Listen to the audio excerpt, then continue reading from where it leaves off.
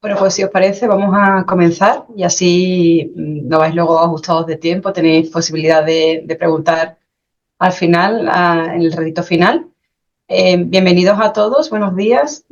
Estamos hoy cerrando el círculo de este año 2025, cerrando el ciclo de talleres que hemos estado organizando Diputación de Málaga y Coamba, destinado a pequeños municipios. Y bueno, hoy vamos a cerrar estos talleres con una temática muy interesante que son los refugios climáticos en pequeños municipios, eh, que además es una materia que está ahora mismo en boga, no sé si lo sabéis, pero la semana pasada salió ya las bases de la convocatoria de la Junta de Andalucía, la Consejería de Medio Ambiente y Sostenibilidad, para poner en marcha esta clase de refugios climáticos para los municipios. Si no lo sabíais, pues podéis iros al BOJA del 12 de noviembre y ahí está esa nueva convocatoria. Bueno, no convocatoria, son las bases, la convocatoria saldrá en breve. Con lo cual, lo que aprendamos hoy, yo creo que podemos ponerlo luego volcarlo en esos pequeños proyectitos que podamos presentar en esta convocatoria. Tenemos hoy con nosotros a una ponente de excepción para esta materia, Ana Amorín Maya, que es investigadora en adaptación a cambio climático urbano en el BC3, en el Basque Center for Climate Change de Bilbao. Su trabajo pues está volcado se centra en la planificación urbana resiliente, la evaluación participativa de políticas públicas, la justicia climática, todo aquello que nos afecta a nosotros como pequeños municipios, y más en Andalucía. Tiene un doctorado en Ciencia y Tecnología Ambiental por la Universidad Autónoma de Barcelona, donde ha investigado en profundidad los refugios climáticos, analizando cómo crearlos, implementarlos y evaluando en qué medida responden estos refugios a las necesidades de las poblaciones, sobre todo las más vulnerables al calor extremo. Y ha colaborado con gobiernos locales en España y América Latina, pues, en el diseño de y de evaluación de estas redes de refugios climáticos.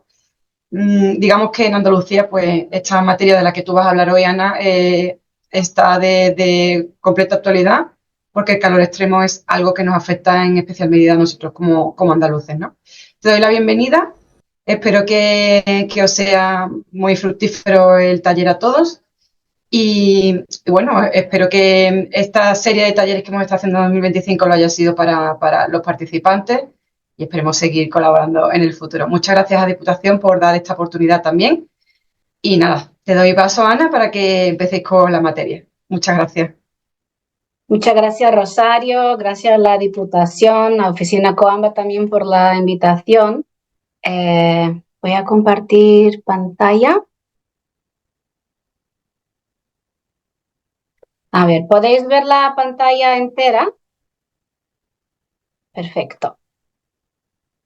Vale, pues sí, como Rosario comentó, voy a quitar aquí. Vale. Bueno, vamos a hablar de refugios climáticos, principalmente para pequeños municipios. Mi nombre es Ana Terra Amorim Maya, un nombre bastante portugués. Soy originalmente de Brasil, pero llevo casi 10 años ya viviendo aquí en España. Vine para mi máster, me quedé para el doctorado y ahora ya llevo 3 años en Bilbao haciendo mi postdoc en el Basque Center for Climate Change. Y bueno, adelante. Comentar que trabajo actualmente en un proyecto llamado Imagine Adaptation, que está financiado por el Consejo Europeo de Investigación. Estamos en el Basque Center for Climate Change, que está en Leioa, un municipio pequeñito aquí en Vizcaya, cerquita de Bilbao. Y aquí tenéis, bueno, nuestras redes sociales y sitio web, si os interesa seguir un poco más sobre nuestro trabajo. Y bueno, la agenda de hoy. Voy a hablar un poquito del cambio climático de una manera general, también el cambio climático, cómo afecta a nuestras ciudades, la adaptación climática y después ya vamos a entrar en el tema de los refugios climáticos, qué son, cómo han surgido, los criterios y condiciones mínimas que deberían tener estos espacios, también malas prácticas en cuestión de refugios climáticos. Os voy a contar un poco de mi investigación en Barcelona y los resultados más interesantes que obtuvimos ahí. Y después desafíos y algunas recomendaciones para municipios pequeños. Después ya entramos en las conclusiones y habrá un espacio para preguntas y un pequeño debate. Pero antes de todo, os quería invitar a hacer una pequeña encuesta en Menti. Tenéis que coger el móvil y escanear el código QR o si no, ir a menti.com y poner el código 21454187. Ahora voy a tener que parar de compartir pantalla. No sé si ya veis, voy a dejar un minutito más. 21454187 o simplemente escanear el QR y ahora tendré que compartir la otra pantalla. Aquí. Bueno, y la primera pregunta, ¿desde qué municipio te conectas hoy? Hoy hay gente de Girona. Granada, Málaga, Sevilla, Aguadulce, Badajoz, Sanlúcar la Mayor, Puerto Real. Mucha gente de Málaga, parece. Almería, Paterno del Río. A ver cuánta gente ha votado. 19 de 32. Dejo unos segunditos más. Montecorto. Muy bien. Voy a pasar a la siguiente. Indicar en qué rango de población se encuentra tu municipio. Acordaros de que hay que poner y después ir abajo y hacer clic en enviar o en submit para poder votar. Parece que hay ciudades grandes o muy pequeñas o municipios pequeñitos, menos de 2.000 o más de 50.000.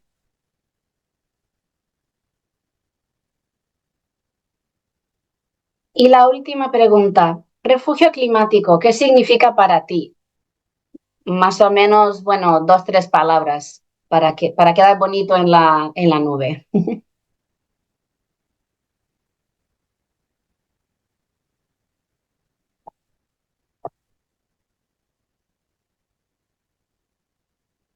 Calidad de vida, adaptación, espacio fresco y verde, sobrevivir al calor, protección, seguridad, adaptación, sombra, alivio, una zona de bienestar, confort, bastante el tema de protección, lugar público y común. Muy bien, 20 segunditos más. Después también os puedo enviar el resultado de esta encuesta del Menti, junto con la presentación, para que tengáis. Necesidad ambiental. Muy bien. Bueno, voy a dejar de compartir, si os parece,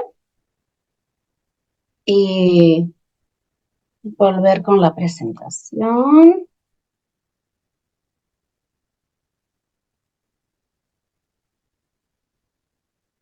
Compartir pantalla. A ver, ok. Listo. Bueno, entonces empezar un poquito con las tendencias globales y nacionales en cambio climático en los últimos años. Bueno, el año pasado la temperatura media mundial fue de 15.10 grados Celsius o centígrados y fue el primer año con una temperatura media que superó claramente el 1.5 por encima del nivel preindustrial, que marca el periodo de 1850 a 1900. De hecho, el año fue 1.6 grados más cálido que el nivel preindustrial. También se batieron múltiples récords mundiales, tanto para los niveles de gases de efecto invernadero como en la temperatura del aire y de la superficie del mar. En España, este verano, tuvimos una temperatura media 2.1 grados por encima del promedio de 1991-2022, o sea, los últimos 30 años. El verano superó por 1/10 al verano más cálido hasta ahora en España, que había sido el de 2022. También tuvimos precipitaciones por debajo de lo normal y un verano muy seco que coincidió con grandes incendios forestales, principalmente en el noroeste peninsular. Y en total se contabilizaron 33 días bajo ola de calor, que fue el segundo mayor registro tras el verano de 2022, que tuvo 41 días bajo ola de calor. En 2024, el año pasado, las temperaturas anuales del aire en la superficie estuvieron por encima de la media en la mayor parte del mundo. O sea, el 91% del mundo, las temperaturas estuvieron por encima de la media de los últimos 30 años. Y fueron las latitudes medias septentrionales, que quiere decir justo donde estamos aquí en Europa, las que más contribuyeron a las anomalías récord de temperatura mundial. Y una anomalía quiere decir la diferencia entre una temperatura medida y una temperatura de referencia o promedio. Y aquí tenemos un mapa que enseña las anomalías de temperatura de este verano en España. Y podemos ver las regiones que tuvieron, bueno, casi toda la España peninsular tuvo una anomalía de entre 1.5 y 2.5 y otras regiones hasta el 3.5. Y aquí podemos ver un vídeo que enseña las anomalías desde, el siglo XIX. Y como os comentaba, una anomalía es una forma de expresar cuánto se desvía una temperatura de lo esperado, ya sea para más cálido o más frío. Y ya vemos que parece que no cambia mucho, pero de repente, cuando entramos en el siglo XXI, ya vemos cómo cambia.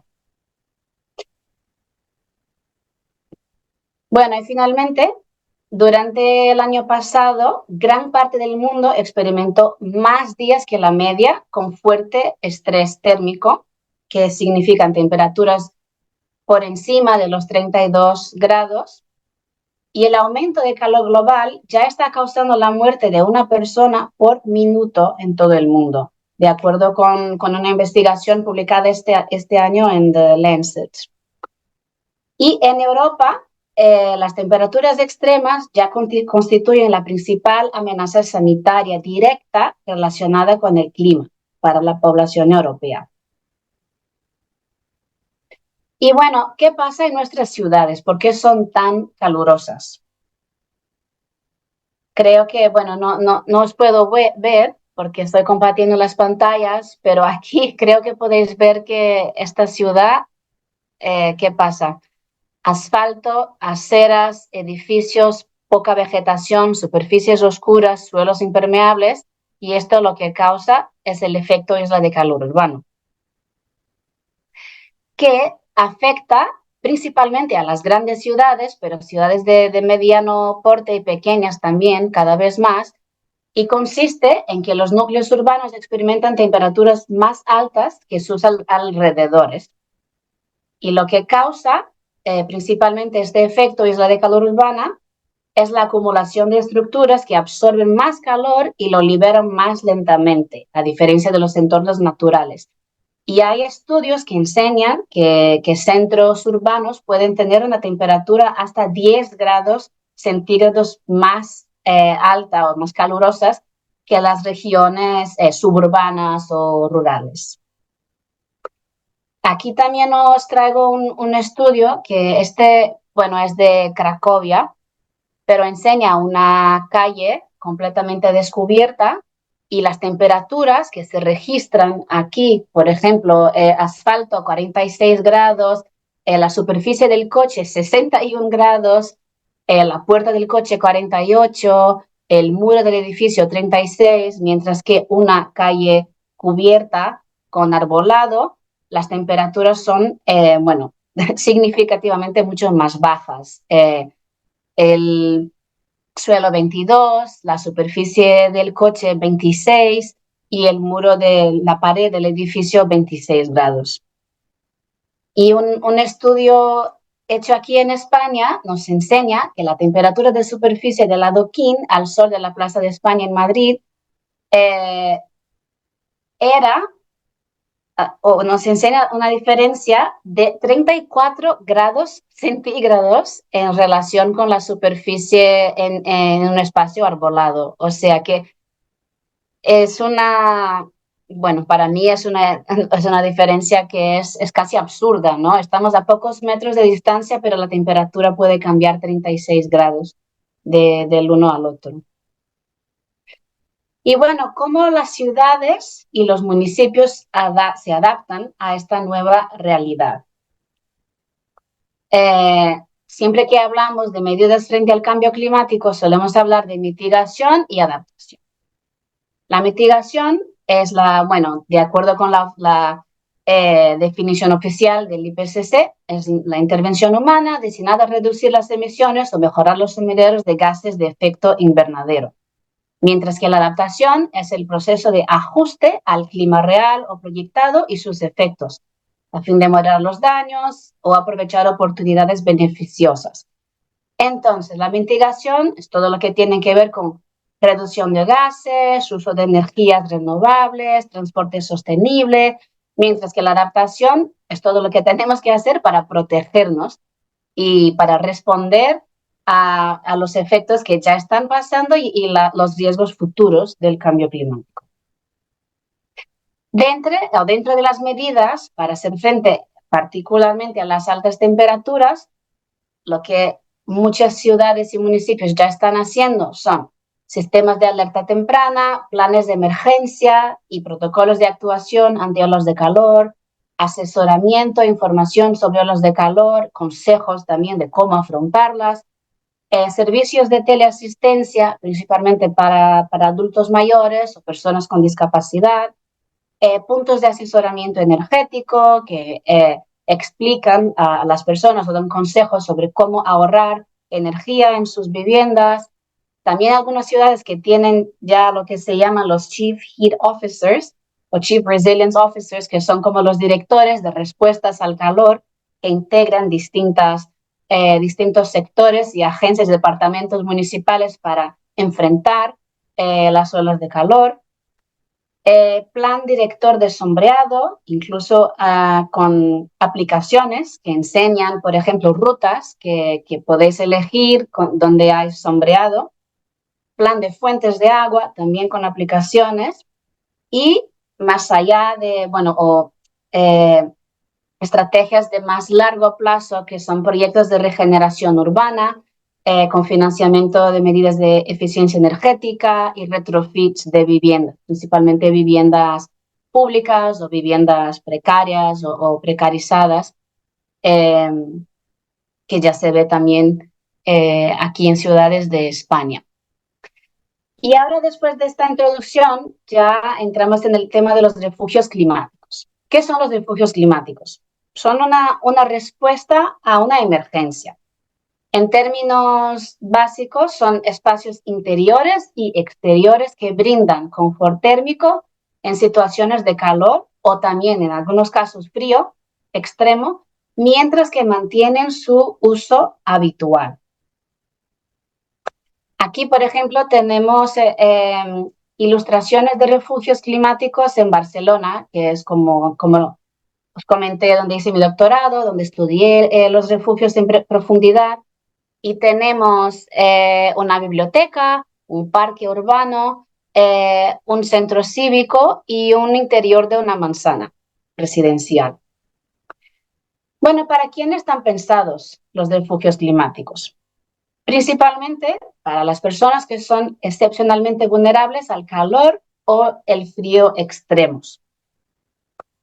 Esto quiere decir personas con más dificultad para disfrutar de confort térmico en sus propias viviendas o contextos vitales, ya sea por condiciones de salud, socioeconómicas o laborales.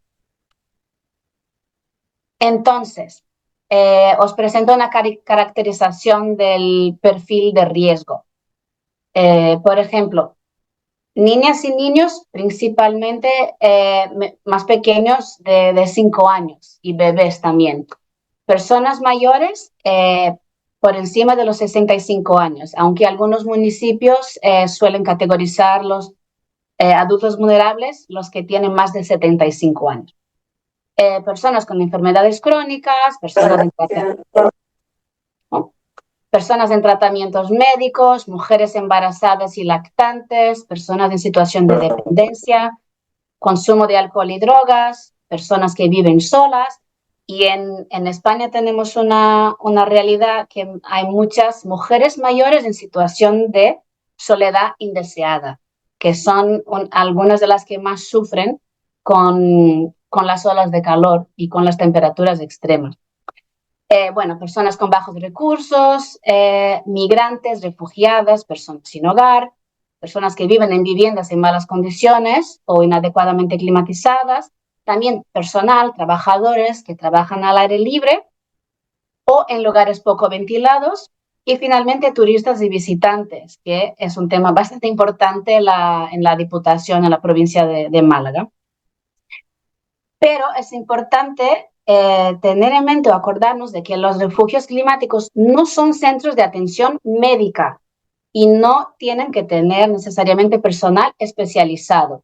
Sí que la gente tiene que estar entrenada, y voy a hablar de ello ya pronto, pero no con atención médica. Las personas que requieran atención médica deberían acudir a un centro médico y no a un refugio climático. Bueno, un poquito de la historia, cómo han surgido los refugios climáticos.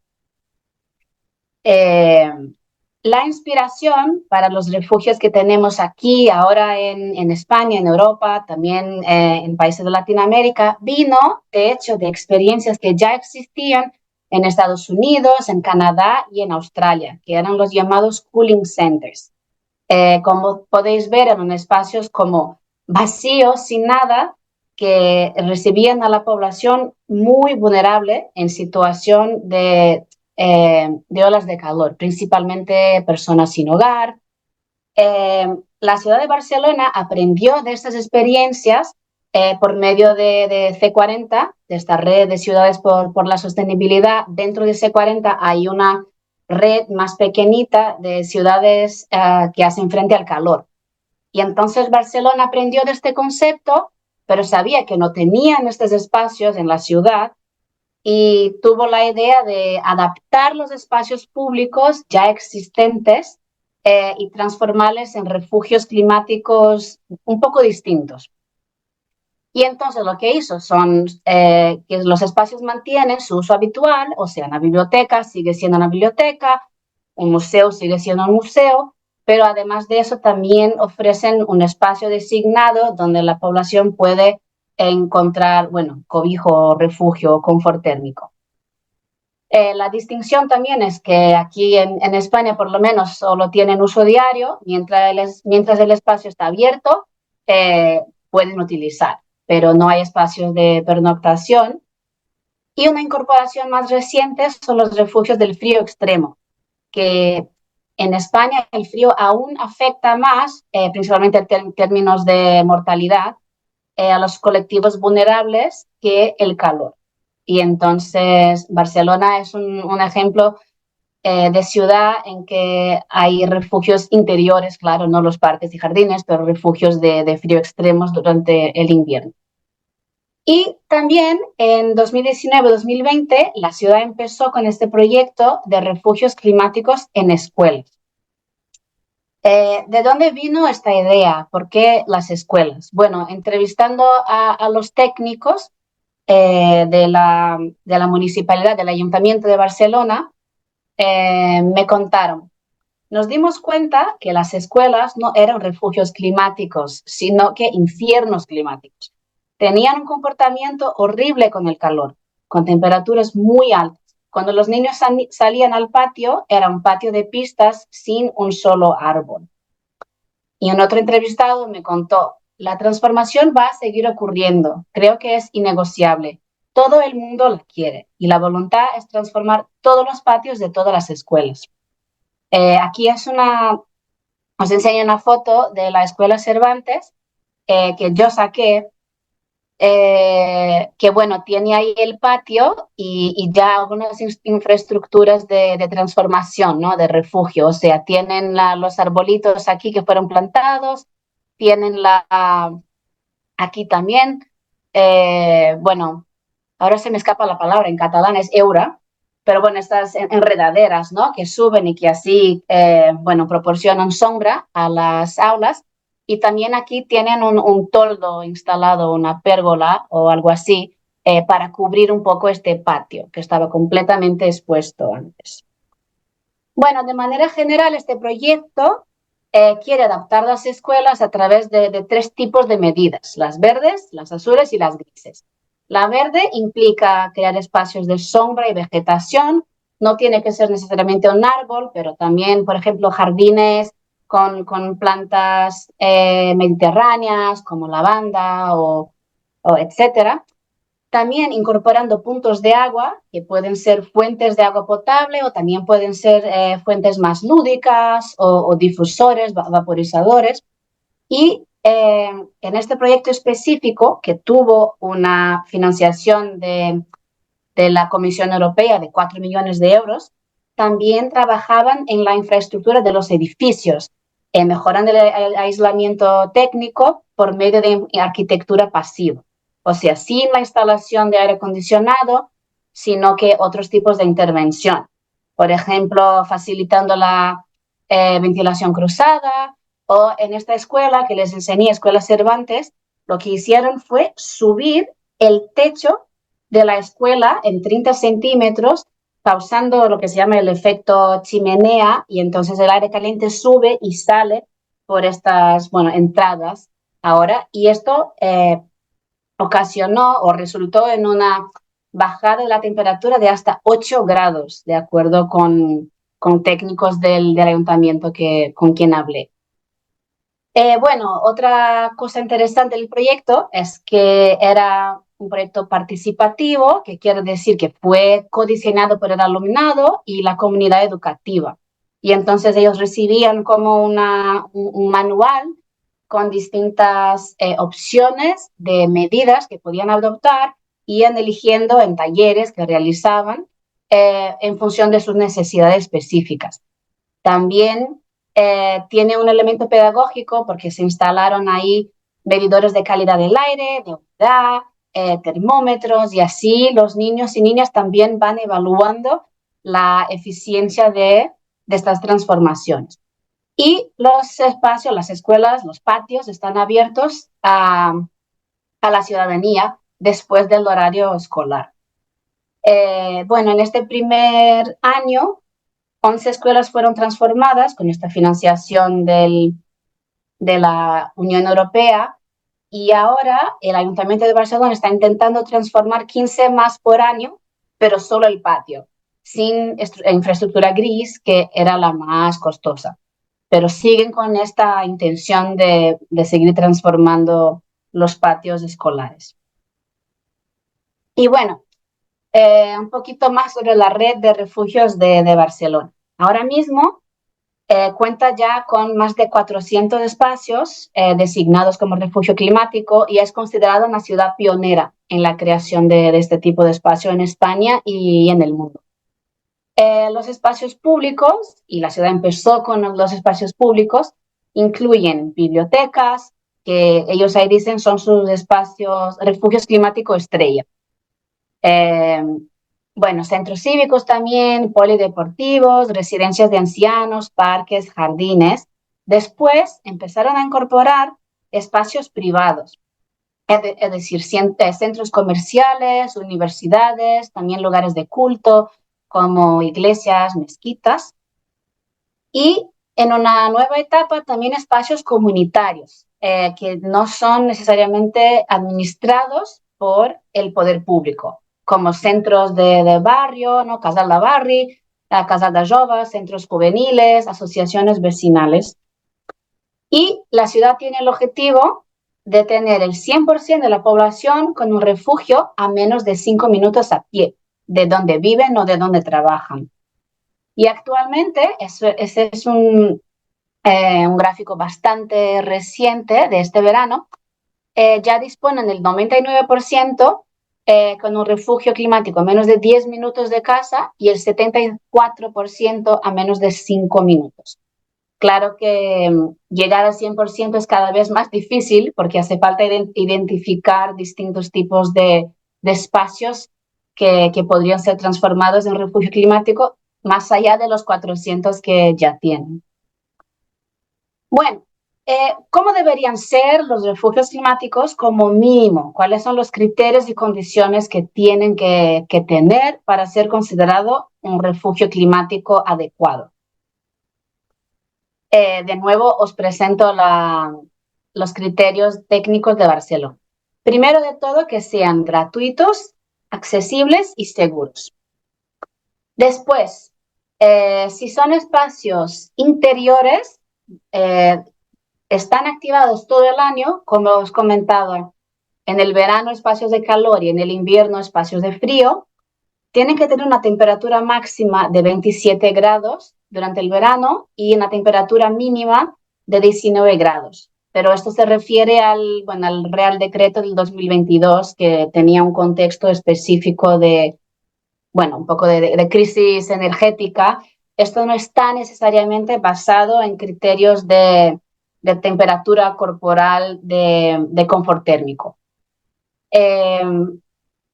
Tienen que tener baño público, tienen que ofrecer agua potable, ya sea por agua del grifo o otros tipos de infraestructura de agua, y ofrecer, si es posible, vasos reutilizables. Y áreas de descanso, con sillas, bancos, sofás o mesas, pero algún tipo de espacio donde la gente pueda sentarse y estar ahí por un rato. Y si son espacios exteriores, están activos solamente durante el verano, de mediados de junio a mediados de septiembre, aunque ahora que tenemos ya olas de calor empezando en mayo, hasta octubre, creo, en mi opinión, que tendríamos que expandir el periodo de actividad. Son áreas verdes con suficiente cobertura vegetal que la ciudad de Barcelona decidió que se calcularía como una superficie mínima de media hectárea y un índice NDVI que mide la densidad de vegetación de por lo menos 0,4. Los parques y jardines y áreas verdes no tienen que tener baño público, pero sí que tienen que ofrecer fuentes de agua y también asientos. Y esto es en mi opinión, tenían que ser asientos con sombra, no asientos expuestos al sol. Entonces, en resumen, estos espacios tienen que ofrecer frescor, si son al aire libre, con suficiente sombra, ya sea por árboles y arbustos o si no toldos y pérgolas o marquesinas, y si son espacios interiores, tienen que mantener una temperatura adecuada o ventilación. También tienen que ofrecer agua, fuentes de agua potable o agua del grifo y también vasos. También, si son espacios exteriores, podrían ofrecer vaporizadores, difusores o juegos de agua. También hace falta pensar que nuestras mascotas también sufren con el calor extremo y podrían tener puntos de agua para animales y baños públicos. Tienen que ofrecer zonas de descanso con asientos cómodos, sillones, sillas o bancos, y, si es posible, opciones de entretenimiento también, para que la gente no se quede ahí simplemente mirando a la pared, pero opciones de prensa o libros o juegos de mesa o también conexión Wi-Fi y etcétera. Y la gobernanza, sistemas de información y comunicación que tengan señalización, que tengan personal de atención formado, como comenté, no tienen que tener formación médica, pero tienen que saber qué hacer en una situación de emergencia, quién llamar, cómo actuar. También estos espacios tienen que tener un plan de mantenimiento y protocolos básicos de actuación, el periodo de activación, los horarios de apertura, de funcionamiento, y etcétera. Y que sean gratuitos, accesibles y seguros. Bueno, ¿qué espacios pueden ser entonces refugios climáticos? Muchos. Ayuntamientos, bibliotecas, centros cívicos, comerciales, culturales, colegios, etcétera, etcétera. Y entonces, ¿cómo pueden proceder las ciudades para identificar estos tipos de espacios? El primer punto, el punto de partida, sería realizar un inventario de inmuebles municipales. Después, ir filtrando y valorando las características materiales que ofrecen estos espacios. Tienen aire acondicionado o ventilación, ofrecen agua, tienen sillas o espacios o zonas de descanso. Después cruzar este listado de espacios con las zonas vulnerables. Y estas zonas pueden ser vulnerables porque están más expuestas al calor, pero también pueden ser zonas de menor renta o zonas con edificios muy antiguos que no tienen buen aislamiento. Y después también incluir bienes privados y comunitarios. Por ejemplo, privados podrían ser centros comerciales o universidades o escuelas privadas, y centros comunitarios, como os comentaba, asociaciones vecinales, centros de barrio, y etcétera. Siempre y cuando puedan ofrecer los criterios mínimos de confort térmico. Y ahora, bueno, os traigo algunos ejemplos de qué espacios que en mi opinión no deberían ser refugios climáticos, o que nos deberíamos preguntar antes por qué son ahora mismo. Por ejemplo, tenemos aquí en Bilbao la estación del funicular de Archanda. De hecho, muchas estaciones de metro aquí en Bilbao son refugios climáticos, pero no ofrecen agua, no tienen ninguna zona de descanso. Y cuando fui ahí a preguntar a la gente que vende los billetes, eh, tampoco estaban preparados, no habían recibido ningún tipo de formación, de protocolo de actuación. Entonces, en mi opinión, no, no debería ser un refugio. Claro que tienen en la entrada un espacio de sombra y causa un alivio, ¿no? Un frescor al entrar en la estación, pero no tienen los criterios básicos de confort térmico que deberían tener un refugio climático. Segundo, las plazas duras, que bueno, sé que en Andalucía hay un montón de plazas duras, muchas veces sin suficiente sombra, que tienen, por ejemplo, palmeras que que no dan sombra suficiente. Estos espacios tampoco deberían ser designados como refugio climático, si no tienen, como os comentaba, los criterios básicos, ¿no? Agua, sombra y temperatura, o agua, sombra y zona de descanso. Y finalmente las playas. Barcelona no considera playa un refugio climático porque no ofrecen sombra, porque la gente, aunque tenga el mar, están ahí completamente expuestos, ¿no? Al calor, al sol, a la radiación, y entonces no consideran refugios, y en mi opinión está correcto eso, que las playas no deberían ser refugios climáticos. Y nuevos avances que se están desarrollando, están apareciendo en todo el mundo. Bueno, un caso interesante es la ciudad de Bristol, con quien estamos trabajando en nuestro proyecto, Imagine Adaptation, que antes tenía refugios de frío, porque era una ciudad que sufría con el frío en el invierno, pero no con calor, pero ya hace unos años que en el verano tienen olas de calor. Incluso este verano tuvieron una ola de calor bastante extrema, y entonces están adaptando sus espacios de frío en espacios de calor también para el verano. También, como os comentaba, centros comerciales, hubo bastante debate si se debería incluir centros comerciales, porque estos refugios no deberían tener nada no sé, de consumismo o forzar a nadie a comprar nada, pero si ya son espacios que están abiertos al público, que ofrecen, que tienen aire acondicionado y que pueden ofrecer baño y agua, ¿por qué no? Y entonces, máximas ciudades ahora tienen sus espacios comerciales con la pegatina y en la red oficial de refugios clínicos. Una nueva incorporación de Barcelona son lo que llaman los microrefugios interiores, que son, por ejemplo, centros comerciales o tiendas pequeñitas de barrio, incluso eh, peluquerías, como ves ahí en la foto.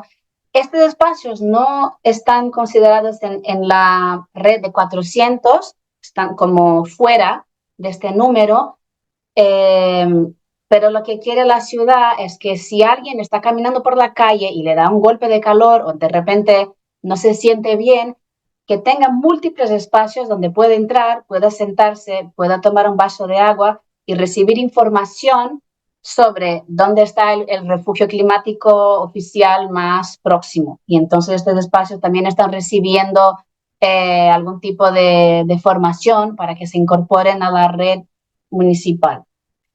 Y un ejemplo la foto no es de Rosario, pero un ejemplo de Rosario en Argentina, con quien también estamos trabajando en su red de refugios climáticos, son los microrefugios exteriores. Y lo que nos comentaban ahí es que en Rosario tienen muchos jardines y plazas que no tienen necesariamente la superficie vegetal tan grande como Barcelona, como los de Barcelona, pero lo que pueden ofrecer son micro refugios exteriores, o sea, un banco muy cerca de una fuente de agua en la sombra. Y entonces así están también designando o creando estos espacios en plazas. Repito, siempre y cuando tengan estos criterios todos en un espacio, muy cerca. Y os presento un poquito de mi investigación en Barcelona. Yo conducí 400 encuestas con vecinas y vecinos de un barrio que se llama La Prosperitat, que es un barrio considerado precarizado, un barrio obrero con bastante población inmigrante, bastante diversidad, y un barrio también que experimenta el calor extremo de una manera muy extrema, porque tiene edificios antiguos, que tienen mal aislamiento. Y entonces mi objetivo ahí era entender cómo los vecinos hacían frente al calor extremo y también si conocían la red de refugios, si la utilizaban y si utilizarían en el futuro. Bueno, algunos resultados de este trabajo. Que gran parte de la población del barrio sufre con la pobreza energética y con desigualdades de calor y frío. La mayoría de las viviendas, el 81%, están mal preparadas para soportar el calor extremo, pero dentro de este grupo no era homogéneo, que los residentes de bajos ingresos y los originarios de países del sur global, y en este barrio eran principalmente, de Honduras, de Perú, de Ecuador, pero también del este europeo y Pakistán e India también nos comentaban, eran los que más enfrentaban el estrés térmico o enfrentaban mayor estrés térmico, porque tenían sus casas mal aisladas y no tenían aire acondicionado. Y algo interesante también, los inmigrantes de países del sur global solían buscar cobijo en espacios abiertos, mientras que los españoles o los de Cataluña solían utilizar espacios interiores, como los centros cívicos, incluso bares también, porque les pregunté sobre cualquier tipo de espacio interior, centros comerciales también. Y no les pregunté por qué, pero tengo una colega de mi laboratorio en Barcelona que hizo un otro tipo de investigación preguntando dónde la gente se sentía cómoda y Lo que nos contaban los inmigrantes es que muchas veces entraban en estos espacios interiores como una biblioteca o un centro cívico y no se sentían bien recibidos o no se sentían completamente cómodos ahí.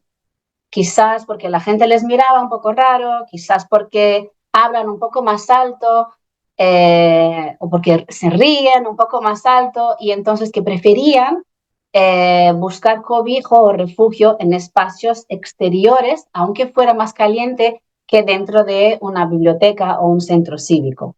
Entonces, ese detalle también nos cuenta que esos espacios tienen que estar diseñados con distintas necesidades, culturas y entendimientos de confort, ¿no? Confort térmico, pero también confort de cómo la gente se siente cómoda en distintos tipos de espacios. Bueno, cuando les pregunté si conocían la red, si la utilizaban, el 85% de las personas entrevistadas jamás había escuchado hablar de la red de refugios climáticos. Tengo que admitir que este estudio fue realizado en 2022, o sea, hace 3 años, y creo que ahora mucho más gente ya conoce eh, ese tipo de espacio. Pero ahí en 2022 solo el 15% de los entrevistados, los 400 entrevistados conocían. Pero en particular, los originarios, los inmigrantes de países en desarrollo, eran 7 veces más propensos a no conocer, o sea, 7 veces menos propensos a haber jamás escuchado sobre la red de refugios climáticos, que hay una brecha de cómo la comunicación y la información sobre este espacio está llegando a nuestros distintos grupos sociales. Eh, bueno, el 81% nunca había utilizado un refugio para buscar protección contra fenómenos climáticos extremos, pero el 75% ya había utilizado los espacios para otros fines. Por ejemplo, que ya habían estado en la biblioteca o que ya habían estado en el centro cívico, en el museo, pero no con el fin de buscar protección contra el calor extremo. Y el 59% nos contó que sí que utilizaría un refugio climático en el futuro con el objetivo de buscar cobijo ahora que ya saben, ahora que ya conocen la red. Y principalmente las personas más jóvenes, las personas con grado universitario y los vecinos de bajos ingresos. Nos comentaron que sí, que ahora que conocen el concepto y la ubicación de estos espacios utilizarían en el futuro. Y en esta investigación también les preguntamos cómo sería tu refugio climático ideal. Nos comentaban que querían principalmente espacios al aire libre o si no, una combinación de exterior e interior.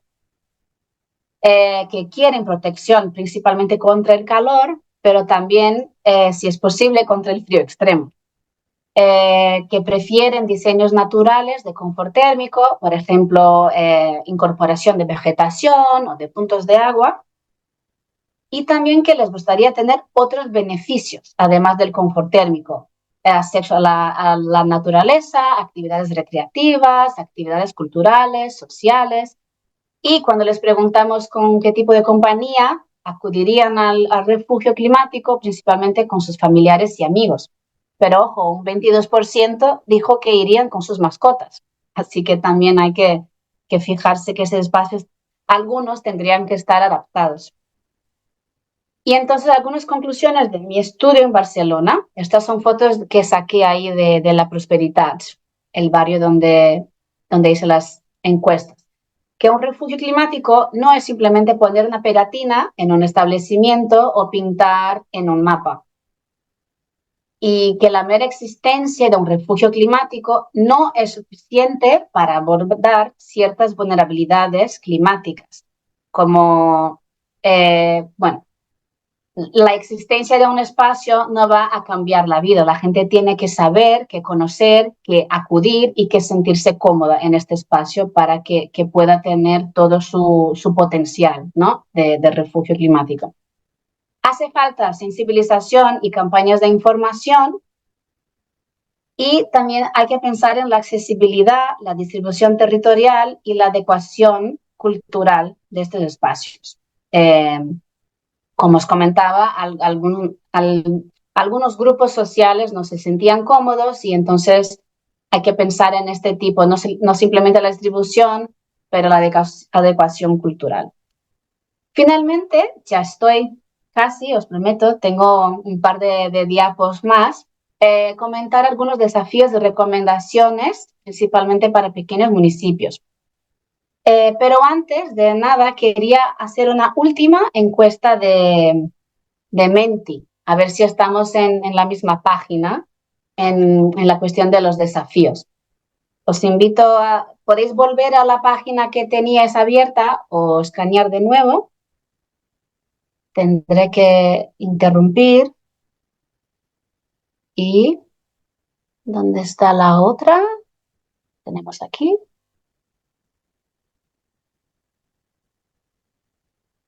Ok. ¿Cuáles son los principales desafíos para implementar nuevos refugios climáticos en tu municipio? Creo que podéis votar en 3. Hay que elegir y enviar la respuesta.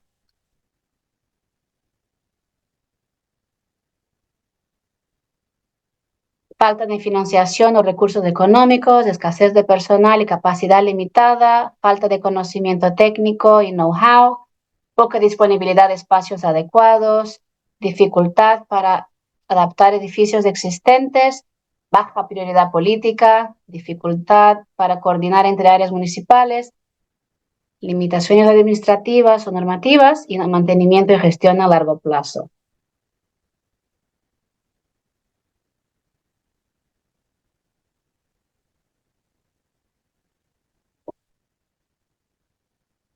Voy a dejar un minutito más.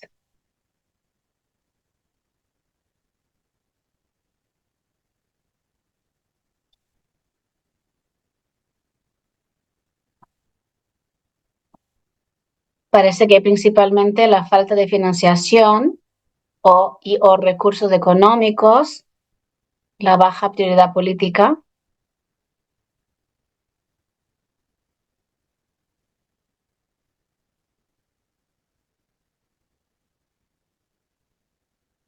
No sé si alguien más está votando, hay que ir justo al final y enviar.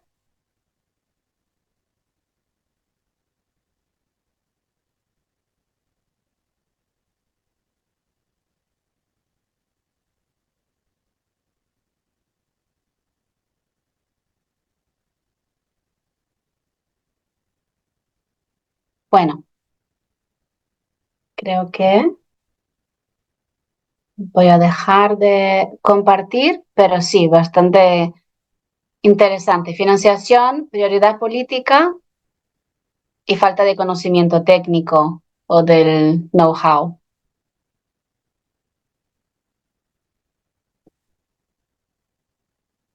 Bueno, finalmente, a ver si encuentro la presentación. Aquí está. Bueno, algunos desafíos que había pensado yo sobre la incorporación de refugios climáticos en municipios pequeños. Principalmente falta de recursos financieros y o humanos, entonces creo que esto coincidimos. La disponibilidad limitada de equipamientos públicos que tengan los criterios mínimos de confort térmico y que sean accesibles. Y también lo que pasa en municipios pequeños es que a menudo sí que hay espacios, pero están todos concentrados en la misma zona del municipio. Y entonces es difícil identificar otros espacios en zonas más alejadas del centro, un poco más remotas. Problemas de accesibilidad espacial, como comentaba, distribución desigual, las largas distancias para llegar a los refugios y no podemos pedir a nuestra población más vulnerable que camine 15 minutos bajo un sol de 40 grados para acudir al refugio climático más cercano. Este es un gran desafío. Presencia de población vulnerable con necesidades especiales, especialmente cuando residen lejos de las áreas centrales. Y bastante importante en Andalucía y en Málaga, turistas y la población flotante, que puede que no entiendan los avisos en la lengua local pueden no saber dónde están, cómo acceder y no conozcan otros recursos municipales con los cuales pueden hacer frente al calor extremo. Y algunos consejos, no son recomendaciones, pero bueno, puntos importantes de la gobernanza de estos espacios. Que hay que integrar los refugios climáticos en la planificación de la acción climática, en los planes de adaptación o en los protocolos existentes de calor extremo. Favorecer espacios de proximidad y de fácil acceso, que sean distribuidos, cercanos. Si ya no hay espacios públicos, o sea, de la administración, inmuebles públicos, buscar espacios comunitarios que ya sean utilizados por la gente, como asociaciones vecinales o casas rurales o centros comerciales, lo que sea, para intentar expandir esta red más allá de los espacios municipales disponibles. Que tenga comunicación clara y, si es posible, multilingüe, comunicación sobre la existencia de la red, la ubicación de los espacios, los horarios de apertura y consejos. También lo que pasó en Barcelona, que bueno, por ser una ciudad pionera, también se enfrentó a muchas críticas, es que tenían estos espacios identificados, tenían un sitio web, pero si la gente acudía a una biblioteca un domingo por la tarde, estaban cerrados, o a un centro cívico igual. Y entonces este es uno de los más grandes desafíos, ¿no? Mantener estos espacios abiertos durante el mes de agosto o durante la hora de la siesta o durante el domingo, ¿no? Que suelen ser horarios y días donde muchos establecimientos suelen cerrar. Y antes cerraban justo por el calor extremo, pero ahora debería haber un esfuerzo de mantenerles abiertos por el calor extremo. Bueno, que tengan señalización reconocible y accesible, visual, táctil, en distintos idiomas. Y es esencial que para tener una red que funcione bien, que haya coordinación entre departamentos municipales, de planificación, de servicios sociales, protección civil, mantenimiento, comunicación, ambiente, salud, es un ejemplo, pero que no puede ser simplemente un departamento llevando adelante este proyecto de refugios climáticos, que hace falta una coordinación interdepartamental.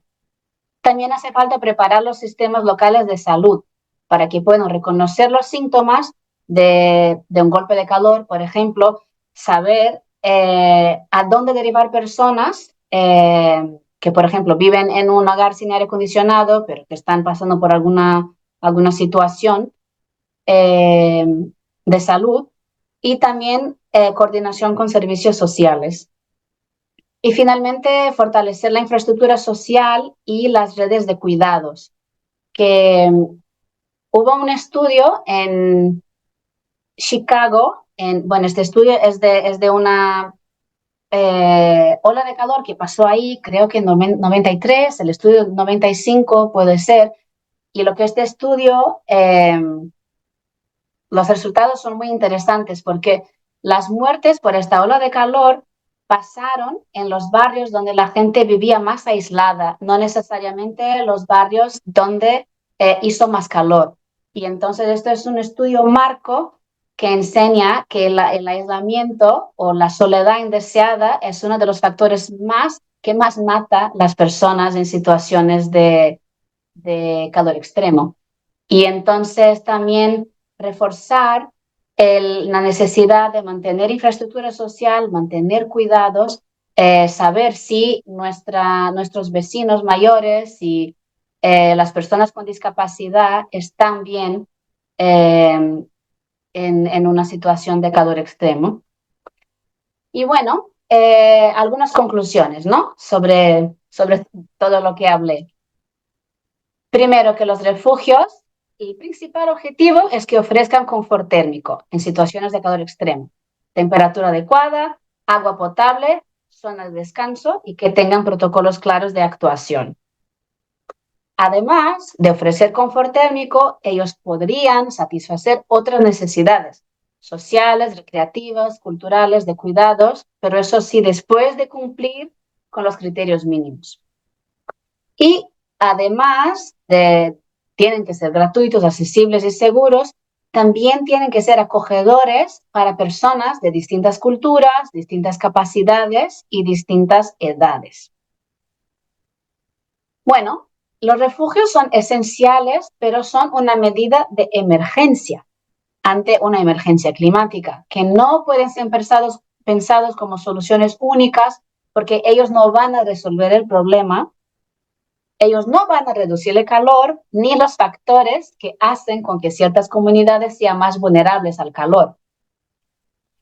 Sí que ellos van a ayudar a reducir la exposición de estas comunidades vulnerables al calor extremo y pueden sí salvar vidas, pero no son medidas suficientes. Deben ir acompañados de otras medidas de adaptación y de mitigación en nuestras ciudades y municipios, como aumentar la cobertura verde, reducir el asfalto y el tráfico, rehabilitar viviendas, educación, comunicación, infraestructura social y de cuidados, para que podamos garantizar que todos y todas tengan acceso a ciudades y municipios que sean más saludables, más cuidadoras y más resilientes. Bueno, esta es la presentación que tenía y ahora podemos abrir un espacio de preguntas y debates. No prometo que voy a tener todas las respuestas, pero que podemos hacer algún tipo de conversación que sea útil para todos. Muchísimas gracias. Voy a parar de compartir para que podamos vernos.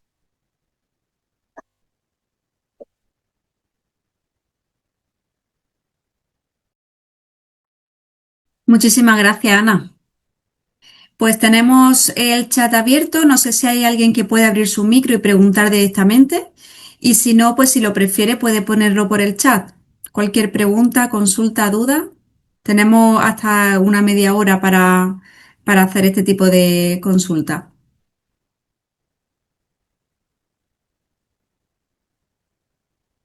Hola. Hola, Amanda, adelante. Pues estaba intentando levantar la mano, pero yo no me apaño con esto. Digo, mira, me lanzo. No sabes dónde están las reacciones. Bueno, antes de nada, daros las gracias al Coamba por organizar estos talleres que están siendo súper interesantes y que yo estoy aprovechando un montón, y a Ana por la charla tan interesante también y tan útil. Mira, Ana, yo tenía una pregunta concreta y es sobre tu propio estudio, que me ha parecido una chulería también. Me gustaría preguntarte por los indicadores que tú has utilizado en materia de pobreza energética y similar, ¿no? Cuando decías, por ejemplo, que un porcentaje determinado de hogares no estaban adaptados y tal, porque nosotros estamos trabajando un poco en ese ámbito y la verdad es que, bueno, habrás visto que es bastante complicado aterrizar los indicadores de pobreza energética en el plano de lo local. Entonces, ¿cuál es tu magia? Bueno, Hola, Amanda, gracias por la pregunta. En mi estudio, los indicadores fueron bastante cualitativos, aunque tenía una encuesta que analicé después en términos cuantitativos y la gente podía ser online, pero también fuimos ahí a las plazas y calles y íbamos a los establecimientos comerciales con un tablet y entrevistábamos a la gente en las calles, pero eran preguntas cualitativas y entonces te puedo enviar, si me envías un email, después te puedo enviar la encuesta, pero era, por ejemplo, ¿con qué frecuencia sientes que tu casa es demasiado caliente para quedarse dentro? Y entonces tenían la opción. ¿Y cuando experimentas esto, a dónde sueles ir? ¿En un espacio exterior o interior? ¿Con qué frecuencia sientes que ya estás afectado por distintos factores del calor extremo? Y entonces también teníamos este tipo de pregunta con matrices. Te puedo enviar la encuesta en sí. Pero sé que, por ejemplo, la Agencia de Salud Pública de Barcelona trabaja con números mucho más concretos. para estudiar la pobreza energética en particular. Y tienen estudios bastante interesantes que, bueno, es ASPB, Agencia de Salud Pública de Barcelona, sí, ASPB, y creo que ahí, si vas en su sitio web, podrías ver los indicadores que están utilizando en sus estudios, pero en mi caso era una encuesta más de la gente decir muy frecuentemente ¿sabes? O más o menos frecuentemente, y entonces hicimos estudios para entender cuán significativos, perdón, cuán significativos eran estadísticamente las respuestas. Vale, muchas gracias. Pues sí, como esperaré la presentación y tal, supongo que ahí vendrán tus datos y te Sí, escribo para pedirte los datos y bueno, y si quieres compartimos, porque aquí también están saliendo cositas muy chulas y a lo mejor podemos compartir esos resultados. Fenomenal, vale, gracias. cierto, sí. Sí, la presentación tiene mi email, tiene mi LinkedIn, entonces podemos seguir en contacto por ahí. Genial, gracias. Gracias.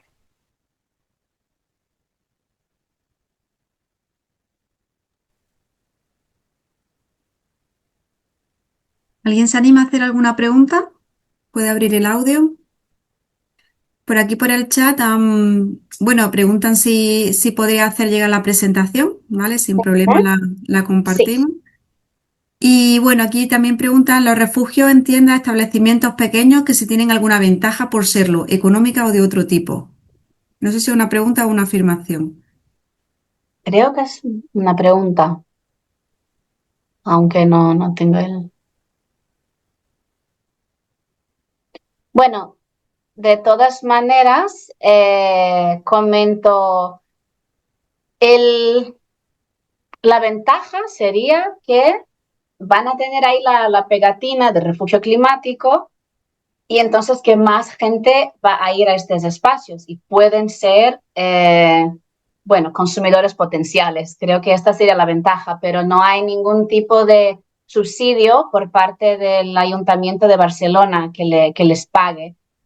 Creo que la ciudad sí que distribuye los vasitos reutilizables para que estos espacios puedan ofrecer. Ahora, si mucha gente empieza a ir y estos espacios empiezan a tener un uso del agua más, no mucho más allá de lo que antes solían tener, entonces sí que tendríamos que pensar en algún tipo de ayuda económica por parte del poder público. Pero lo que entiendo ahora mismo es que en el sitio web de Refugios Climáticos de Barcelona hay un apartado ahí donde puedes enviar una solicitud y decir, quiero ese refugio, tengo, ¿no?, todas las condiciones y criterios básicos y así ya lo es. Entiendo que es algo más no sé, de altruismo que de beneficios directos económicos. Pero sí, es interesante la pregunta. Mira, Gonzalo pregunta por aquí, por el chat, dice, para los refugios climáticos de Barcelona, los 400, y los refugios climáticos de colegios, solo patio, ¿nos puedes dar un orden de magnitud de coste de inversión que estamos hablando? Esto no sabría decirlo, Gonzalo, lo siento. Sé que el proyecto de transformación de refugios, no, de escuelas en refugios climáticos tuvo una inversión de 4.000 euros para transformar 11 escuelas a lo largo de 3 años. Pero era uno de estos proyectos de Urban Innovative Action que la ciudad se postuló y obtuvo la financiación. Pero ahora lo que la ciudad está haciendo con su propio budget, ya no sabría decir, lo siento. Perfecto. Mira, en relación a la pregunta anterior de los refugios climáticos en tiendas y establecimientos, nada, comentaba que sería interesante algún tipo de contraprestación, como por ejemplo reducción de impuestos municipales. Sí, es verdad. De hecho, lo que contesté era mi entendimiento, pero no está confirmado. Puede ser que haya algún tipo de ventaja económica para estos espacios. podría preguntar porque tengo contactos aún en Barcelona, o sea que no, puede ser que estaba equivocada ahí. Vale, Raúl pregunta, ¿vale? Dice, entiendo que sería esencial coordinarse con las actuaciones y criterios de parques y jardines. En Sevilla, por ejemplo, es contraproducente. Podas, manejos, selección de especies de sombra, reformas en plazas duras. ¿Cuál es tu percepción al respecto? Ya, es buenísima pregunta. Y bueno, mi percepción o mi experiencia ahí de Barcelona es que es un debate infinito entre los distintos sectores o departamentos de la ciudad, de hecho. Entonces hay los que quieren los jardines perfectos, ¿no? Como manicura, con las florecitas y las especies. Otros que quieren que dejemos crecer las especies más, bueno, mucho más tiempo, incluso las consideradas, no invasoras, pero las que son consideradas pestes, porque incluso estas pueden atraer la biodiversidad, los polinizadores. Después hay grupos de urbanismo feministas que dicen que los parques, si tienen mucha sombra, pueden convertirse en puntos negros de inseguridad para mujeres, pero los del clima dicen que no, tienen que tener lo más sombra posible. Entonces es muy difícil esta coordinación, encontrar el equilibrio.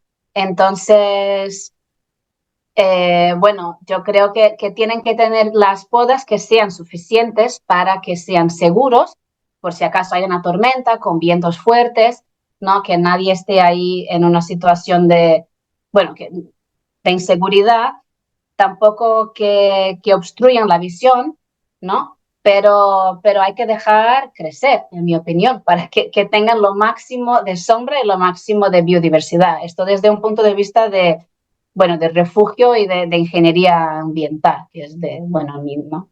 De donde vengo también. Perfecto, Raúl comenta que entiendo, lo que percibo es que hace falta mucha educación institucional, lo primero. Sí, sí, bueno, es verdad, es verdad. Y también perdón que dejé el QR poco tiempo, pero se veía muy claramente, además de recursos y de falta de personal capacitado y falta ¿cuál era el otro? De liderazgo político, ¿no? O de voluntad política, ¿no? Y entonces esto también depende mucho de la educación institucional, de entender qué es lo que se necesita, cómo hacerlo. Eh, sí, es verdad. Creo que hay un rol muy importante ah, del gobierno regional, por ejemplo, de Andalucía, o del gobierno nacional también, de decir, mira, vivimos en esta situación de calor extrema ahora que el cambio climático llegó para quedarse, esto está pasando sí o sí, hay que hacer refugios climáticos, programas de capacitación, programas de financiación para los distintos municipios, principalmente los más pequeños, ¿no? Que no tienen acceso a tanta financiación.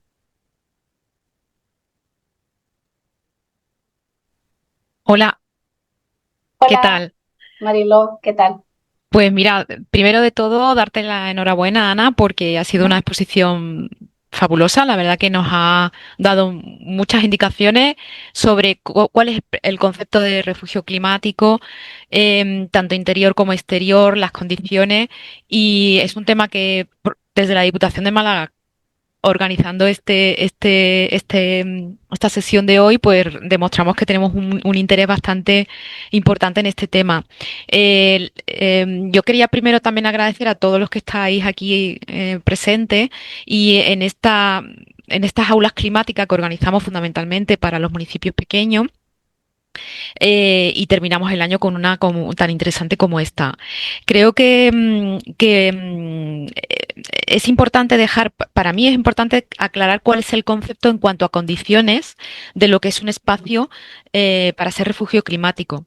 Hay un tema que lo he visto al final y es el tema de la accesibilidad. Yo entiendo que es una clara condición. Evidentemente no es el objetivo, porque el objetivo es bajar la temperatura del exterior, pero sí evidentemente es un tema que hay que tener en cuenta en todos los espacios, tanto interiores como exteriores, ¿no? A mí me gustaría saber si tú tienes algún ejemplo de municipios pequeñitos, porque todo lo que nos llega son de grandes ciudades. Y no sé si hay alguna experiencia que tú conozcas o en España, en otro sitio, donde nos demuestres un poco cómo funciona en un municipio pequeño, donde yo creo que la ventaja está en que los espacios disponibles se tienen, o sea, se saben, se conocen de una forma mucho más clara que a lo mejor en una gran ciudad. Es decir, en un municipio pequeño tienes pues a lo mejor un centro deportivo, un tanatorio, una iglesia, están muy limitados, ¿no? Entonces puedes saber muy bien qué necesidades tendrían o qué financiación haría falta, ¿no? Igual con los espacios abiertos, que es una cosa que nos obsesiona bastante nosotros desde aquí, desde el programa Málaga Viva, porque es un tema que nos interesa muchísimo en lo que es la potenciación de renaturalización de espacios. Yo quiero recordar que la convocatoria las bases que se han publicado hacen referencia a renaturalización, soluciones basadas en la naturaleza, ¿vale? Que no, a lo mejor los refugios climáticos pueden ser susceptibles como temática de ser financiados, pero siempre desde la óptica de las soluciones exteriores, ¿vale? Son refugios climáticos exteriores, ¿vale? También lo digo porque hay muchos municipios andaluces que están conectados en este momento, ¿no? Y ya luego desde Diputación también quería apuntar que tenemos un programa de concertación en el que el tema de los refugios climáticos están ya previstos hace un par de años y que hay ayudas para la creación de refugios climáticos en espacios públicos municipales, ¿vale? Hay un programa de concertación en el que lo recoge. Entonces, quería también aprovechar para apuntar eso un poco y que deciros que desde esta Diputación estamos muy, muy interesados en este tema. Así que los municipios malagueños que estáis, que sois algunos cuantos de aquí, pues que os pongáis en contacto con nosotros, con Málaga Viva, para tratar este tema porque nos interesa muchísimo. Y bueno, he hecho una pregunta, pero he comentado muchas cosas. Darte de nuevo la enhorabuena, Ana, porque me parece una exposición interesantísima. Estoy deseando tener la presentación y bueno, pues, tu disponibilidad entiendo para hacer consultas sobre este tema, que estoy seguro que estará disponible. Muchas gracias. Sí, sí. Gracias, Marilo. A ti. Sí, estoy disponible. Os enviaré el PDF de la presentación y entonces ahí ya vais a tener mis contactos. Respecto al tema de la accesibilidad, primero, es un concepto que cuando estudié entendí que va mucho más allá de accesibilidad para personas con deficiencia física o con movilidad reducida o incluso deficiencia, ¿cómo se dice? A veces se me escapa la palabra. Eh, bueno, blind. Deficiencia. Invidentes. Sí, perdón, gracias. Porque, por ejemplo, hicimos talleres con madres de niños y niñas que tenían autismo aquí en Barcelona, o ahí en Barcelona cuando vivía ahí, y nos comentaban que no podían llevar sus hijos y hijas en algunos espacios porque tenían colores muy fuertes, o porque tenían música, o porque tenían luces muy fuertes. Y entonces el concepto de accesibilidad para mí de repente se expandió muchísimo. En relación con la accesibilidad de municipios pequeños, tengo que admitir que me costó también preparar esta presentación y entender las necesidades y los desafíos para municipios pequeños. Porque yo vengo de São Paulo, que es horriblemente gigante, es una de las ciudades más grandes del mundo. Estudié Barcelona, ahora trabajo con Buenos Aires, con Santiago de Chile, con Rosario, o sea, ciudades aún muy grandes. Y en nuestro proyecto también trabajamos con ciudades grandes. Y entonces, preparando esta presentación, tuve que intentar entender desde esta perspectiva, pero desafortunadamente no es lo que he estudiado, no es lo que he vivido en mi vida, en mi vida. Y entonces creo que vosotros tenéis mucho más la experiencia vivida de los municipios pequeños, los desafíos y oportunidades de lo que yo podría decir. Pero lo que entiendo que como comentas que estos espacios ya son conocidos y que hay pocos, esto puede ser una oportunidad también, ¿no? Que si esos espacios reciben apoyo para estos refugios climáticos, ya son los espacios que la gente confía, utiliza y va y acude. Y entonces podría ser transformar no sé, un desafío en una oportunidad. Pero es algo que fue, de hecho, una oportunidad para pensar en algo distinto en mi vida, porque incluso hablando con gente preguntaba, ¿qué es un municipio pequeño? Y no sabía decir, es como, es menos que 100.000, o menos que 70, o menos que 50.000. No, hay municipios con menos de 2.000 personas, ¿no? Como habéis votado en la encuesta. Y entonces se abrió también un nuevo universo de distintos tipos de desafíos y oportunidades para mí. Pero me gustaría pensar que vamos aprendiendo juntos uno de los otros. Con las experiencias de las ciudades más grandes y municipios más grandes, hay muchas cosas que se puede aplicar.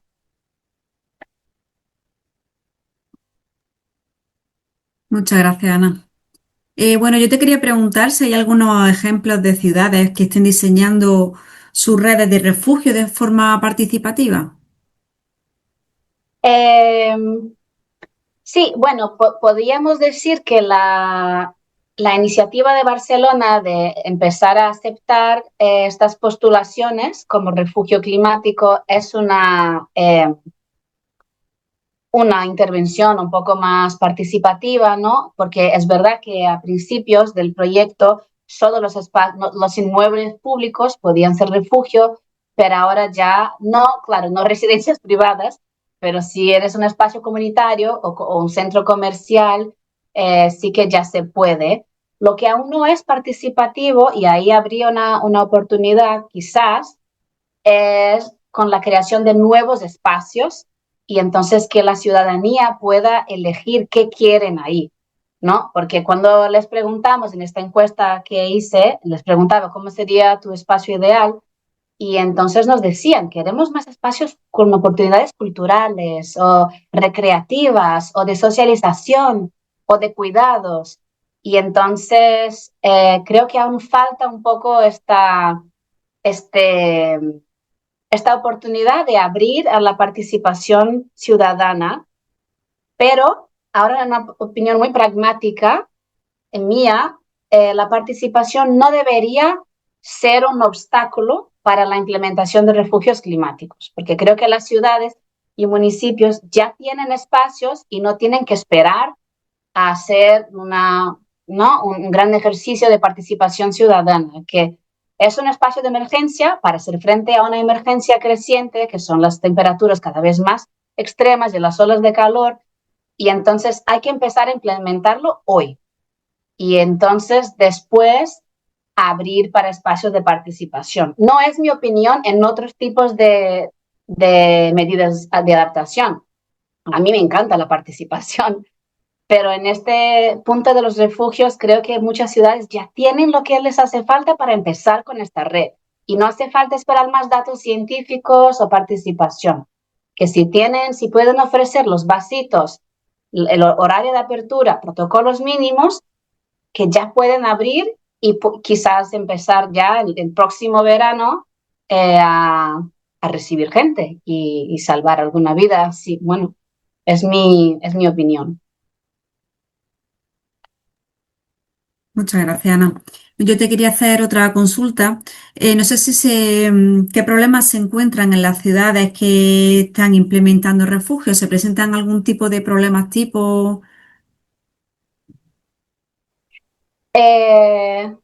Bueno, el principal desafío aún es el horario de apertura o de funcionamiento, como comentaba, porque muchos de esos espacios, como comentaba, cierran en agosto o los domingos o durante la siesta, que es justo la hora más calurosa del día, entre la 1 y las 5. Y entonces, tener esta inversión para mantener el personal ahí y tener esta manutención Esto significa para muchos municipios o espacios una inversión que es, significativa, pero que claro que hace falta mantener estos espacios abiertos en los días y meses más calurosos del año.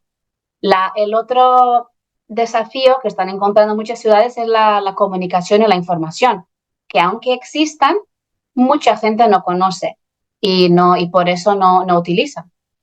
Y entonces, la comunicación tiene que ser muy diversa, tiene que ser, yo qué sé, en paradas de autobús, pero también, si es posible, en redes sociales, en radios, en la televisión, en los programas no, en los periódicos, que se tiene que intentar llegar a la población donde esté con esta información, con esta comunicación.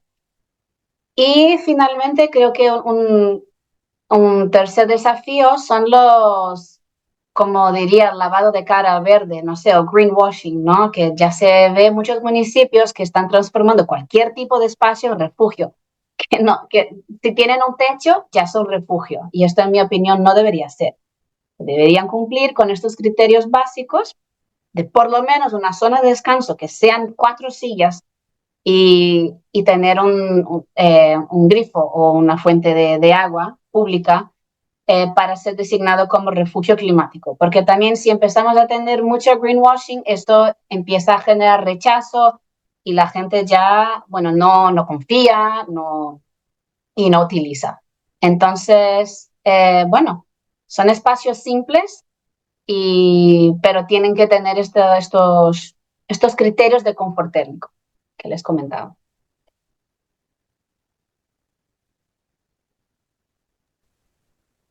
Raúl comenta por el chat, dice, el diseño de corredores verdes podría ser una desafío muy valioso para conectar a las personas con los espacios, facilitando la accesibilidad real.